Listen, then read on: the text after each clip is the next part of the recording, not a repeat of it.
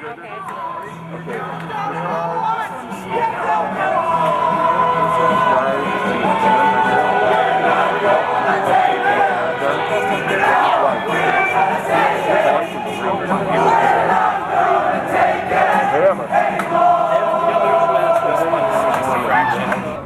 I don't like using the term war. You know, I've been to war. This isn't a war. Yeah, we are members of the group called Anonymous, but then again, anyone who chooses to be anonymous is anonymous. That's what makes us very strong as a group, is that, you know, there's no leader telling us what to do or where to do it or how to do it. We're only doing it because we're doing what we think is right. And we've got people here that are atheists, people that are Catholic, people that are Baptist, people that are Muslims. Religion is not the issue. You know, I'm a Catholic myself, and I go to church, and if I feel like giving 20 bucks, I give 20 bucks. If I can't, I can't. No one in the church says, you didn't give this week, all right?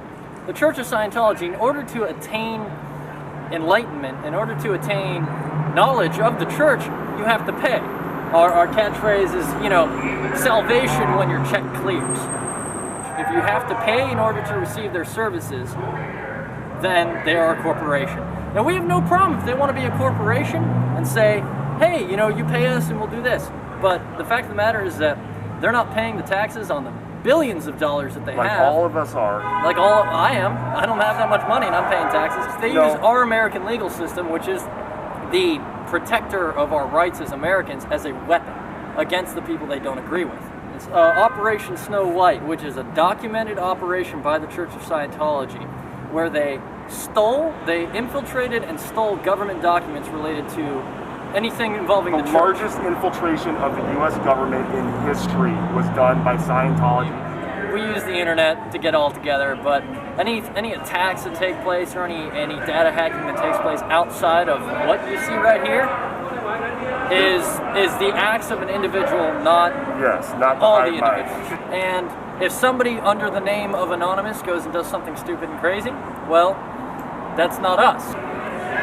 You know, and we've been accused of all kinds of very, very bad things. Anthrax mailings. But it only makes sense for the Church of Scientology to kind of self-accuse us of those, to take it and get the public against us. But I mean, realistically, we're a bunch of kids in masks singing funny songs. I mean, come on. After they threatened to kill me and my wife, days later, we had a man in our backyard with a gun, and 7 police officers came in running through our living room down the stairs to try to catch the guy. And so they have threatened their lives, and there has been a man with a gun. I constantly get followed by private investigators, and people follow my mother, my grandmother. Normally they're white vans with like tinted windows or with no windows on the side, with no license plate in the front. It's a form of harassment to try to scare you. And Jennifer actually was on staff for Scientology at Mountain View, California, and she was raped by a top Scientologist. She was 16 at the time, and the man was 27, I think. He made a lot of money for Scientology, and she was raped over 100 times and forced to stay at his house by Scientologists because Scientology ordered her to stay there so they can make their org, which is the organization, St. Hill size, which means 266 staff members. So when I found out about that and she told me about it, I of course thought that the guy would go to prison, no big deal, and I went and told my good friend. So when I told him, he didn't care. He told me, well, you know, it's just a girl, and you know, this guy makes us a lot of money, and it's bad PR, and you know, we have to basically sacrifice the girl for the organization. They call it the greatest good for the greatest number of dynamics. So basically it didn't matter if she was raped. And then from there on I was questioning him, and I said, why don't you just put the guy in prison? And he said, well, he has a status called Kakan, which means you can be forgiven the death penalty 10 times. Basically he did so much good for Scientology, which meant making a lot of money, that they were going to protect him to the end, and that's what they did. And a suppressive person is in Scientology thought of as an evil person, someone who's a criminal, someone who has no rights of any kind, somebody that's going to destroy the universe and the world. Basically, you can think of it as like a Hitler.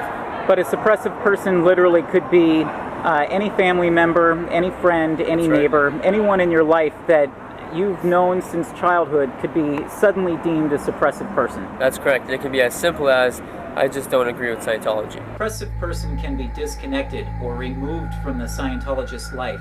This event, named Operation Reconnect, was designed to reunite families torn apart by Scientology. In San Francisco, a disconnected son recounted his abandonment.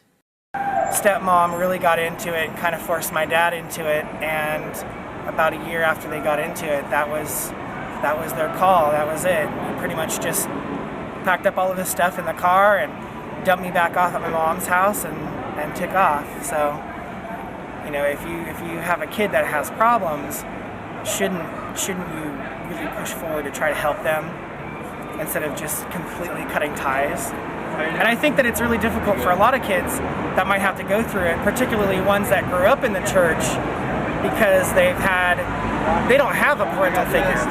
What was the last things that I remember of my dad, which was classes, Dianetics, my stepmom always, you know, trying to distance herself, trying to get my father to stop seeing me. What makes it really difficult is knowing that I can talk to my family, but they can't mention me to my father, or they too will be disconnected. So even through just association, it just tears families apart, and there's no purpose for it. Why? Because you can't become one of them, because you ask questions about it. It's just, you have to accept it, and that's all that there is to it. I don't think that there's anything that he can say that would ever just put me at ease.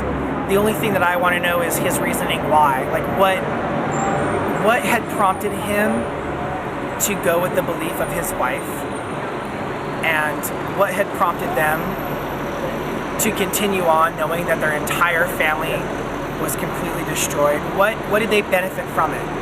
You know, were they paid for it? Did they gain something that's like mental from it? Did they gain something physical from it? I mean, what more can I say? I want them to fail. I want them to either just be a business and admit it, or if they're going to be a bona fide religion, just because you're a religion in the United States doesn't mean you are worldwide. And if that's the case, cut all your classes. Get rid of that. Why don't you really just focus on people helping themselves without force, without money, without having to attack your critics? If you are what you say you are, prove it. Show me. Show me here and now. Show the world.